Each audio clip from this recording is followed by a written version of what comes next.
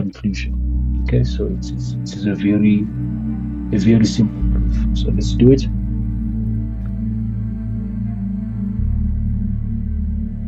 So say in triangle ACD, okay, and this is what is happening. Sine of angle C is h over b, okay, and then I can make h the subject by multiplying by b on both sides, and then I'll get b sine c, which is equal to h. Okay, so this is my equation 1, and then if I shift my focus to the green triangle, and say that in triangle ABD, okay, in triangle ABD, what is going on in this triangle? Sine of angle B. So we have sine of angle B. This is equal to h over side C.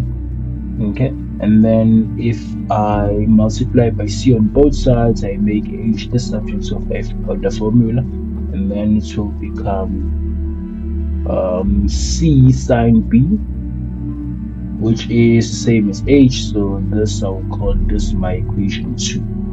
Okay, and then now this is beautiful because I have this equation, I have that equation, and both of them are expressions for the same side, h.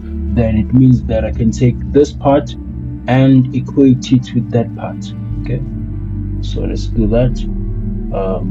B sine C is actually equal to C sine B.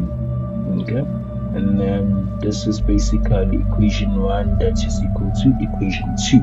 And now what I will do is I will divide by BC on both sides. So BC, and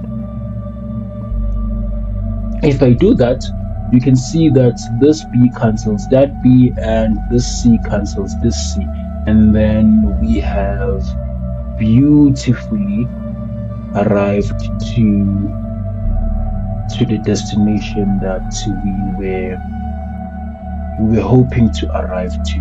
Okay, so this is sine B over B. Okay, so this is the proof for the sine rule. Okay, it's a fairly simple proof.